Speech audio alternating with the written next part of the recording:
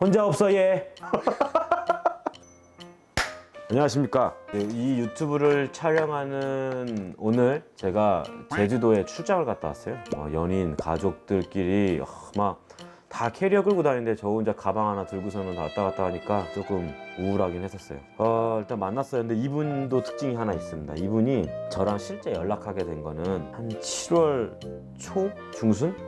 이렇게 됐었어요. 근데 이분이 하는 일이 뭐냐면은 술집도 아니고 음식점도 아닌데 그런 거 있잖아요. 무슨 뭐 경양식집 같은 건데 거기 뭐 직원이 없었는지 자기가 이제 주방 잡고 있더라고요. 이렇게 뭐 요리도 하시고 막 하시는데 그러다 보니까 시간이 많이 안 나시나 봐요. 주방에서 혼자 일하신다더라고요. 그래도 오늘 이제 어쨌든 만나게 됐어요. 이분도 좀 특이한 분이셔서 특이하기도 하고요. 좀 안쓰럽기도 하고 여러 가지 부분이 있어서 좀 설명을 드릴게요. 나이도 이분은 뭐 어리세요. 97년생. 97년생이면 진짜 저랑 나이 차이가 10살 넘게 차이 나는 친구네요. 연봉은 한 2,700 정도 되고 뭐 직업은 요리사. 근데 이분 이제 부채 내용을 좀 볼게요. 최근 대출도 꽤 많아요. 뭐 모아상호저축은행 1,000만 원, 신한은행에 뭐 650만 원, OK저축은행 760, 페퍼저축은행 680, 대부업체 300만 원, 신용카드 한 100만 원. 뭐 전부 다 이금융권 대부업체예요. 뭐 신한은행 여기 보면은 뭐 650만 원 있는데 이거는 1금융권이라고는 솔직히 볼 수 없어요. 왜냐면 햇살론 세븐틴이라 그래갖고 17.9%짜리. 어떻게 보면 이것도 이제 정부 지원 상품의 개념일 수 있어요. 근데 이제 이분 이렇게 해서 나왔는데 중요한 게 또 추가적으로 필요 자금이 있어요. 제일 처음에는 한 500~600만 원 정도 필요하다고 했었는데 상담을 통해서 한 200~300 정도로 줄이서 쓰시라고 했었어요. 왜냐면 차후에 본인한테 비용이 좀 전가가 되니까. 그래서 진행을 했는데 자금 사용 용도가 일단 아버지는 안 계세요. 그리고 동생이 있는데 동생이 여자 동생이 있는데 막둥이에요. 초등학생이에요 지금. 어머니 계시는데 어머니는 특별한 직업은 없으시고 이제 집에서 부업하시는 것 같아요. 그러니까 거의 뭐 집안의 생계를 본인 다 책임진다고 볼 수 있어요. 저는 처음에 그랬어요. 나이가 어린 친구가 또 연락이 오니까 각종 뭐 사행성 부분과 유흥에 빠져있는 친구가 아닐까라는 생각을 했는데 아니었더라고요. 굉장히 성실하게 생활하면서 부모님도 도와드리고 이랬던 친구였었어요. 그래서 만났는데 궁금한 게 참 많았나 봐요. 저한테 이것저것 많이 물어보기도 하고 또 불안했는지 계약서 작성할 때 이런 부분을 좀 특약으로 넣어주세요. 뭐 이런 거에 있었어요. 근데 뭐 특약 뭐 이런 거 필요 없습니다. 계약서는 계약서에 쓰는 거고 구두상 얘기해 주시고 카톡이나 문자 메시지로 저한테 말씀해 주시면 되고 저희가 실제 고객들 만나서 계약 작성할 때 공인인증서를 가지고서는 그 해당 고객의 내용들을 좀 확인하는 게 있어요. 가져가는 게 아니에요. 물론 이제 지방에 계시는 분이 깜빡하고 안 가져오셨어. 그러면 그걸 USB로 우리가 받아가지고 하는 경우도 있는데 뭐 확인만 하고 다시 당연히 다 보내드려요. 다시 다 드려요. 근데 이분 같은 경우가 이제 이렇게 확인하면서 궁금해 하시더라고요. 대체 뭘 확인하길래 그런 걸 보십니까? 그래서 뭐 요즘에 계좌 통합조회 시스템이라는 게 있어요. 시중은행에서 모든 은행의 계좌를 한 곳에서 확인할 수 있게끔 하는 뭐 그런 건데 보험이나 신용카드, 체크카드, 뭐 이금융권 쓰는 거 어디였는지 계좌는 어디 있는지 모든 걸 확인할 수 있는 사이트에서 확인을 하게 된 거고 왜냐면 이런 자금적인 부분으로 사고가 터졌었을 때 압류나 추심을 할 때 어디 은행에 어떤 계좌가 있는지를 모르잖아요.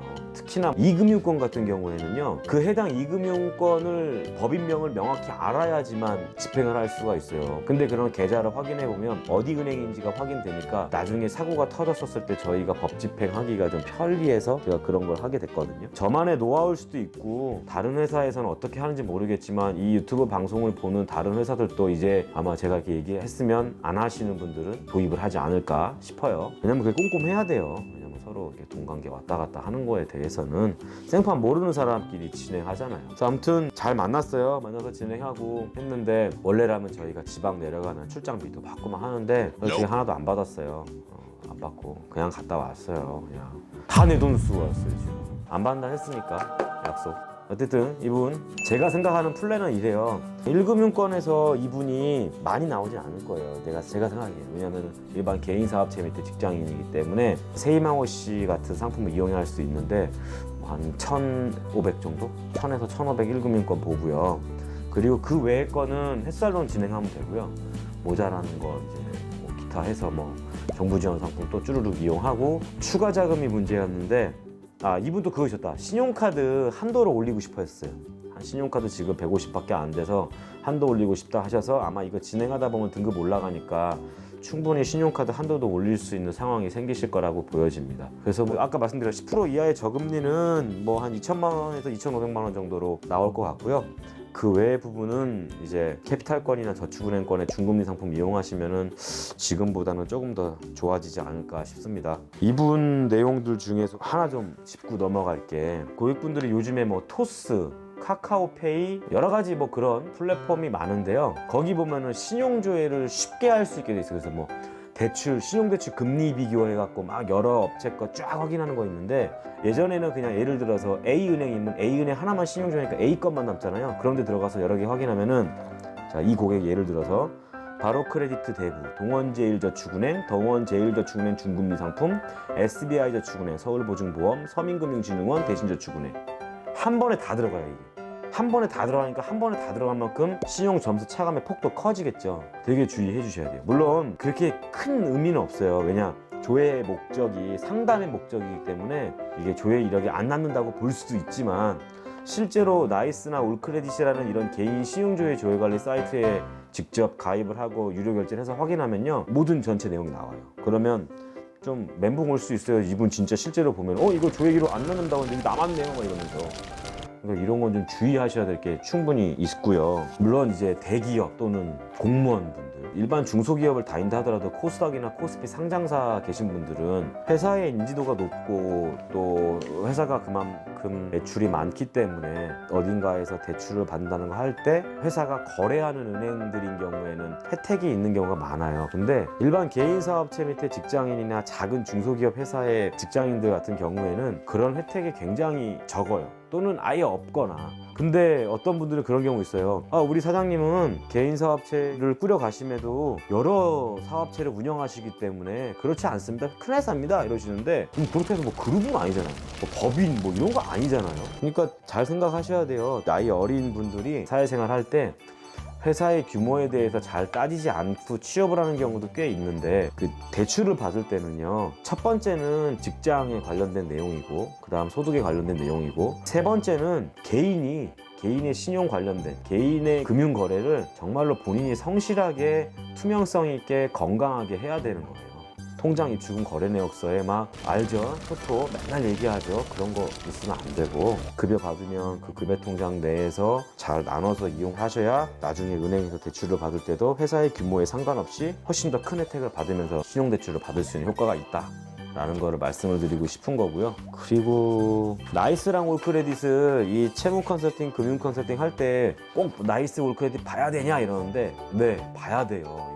왜냐면은 우리가 이거 매번 할 때마다 신용조회를 할 수는 없기 때문에 유료 가입 시켜서 말씀을 드리는 건데 오늘 제주도 갔다 온 이 고객 같은 경우에 긍정적인 요인과 부정적인 요인이 나눠져 있는데 이분 같은 경우에 긍정적인 요인은 연체 또는 채무불이행 이력 없이 건전한 신용활동 중입니다.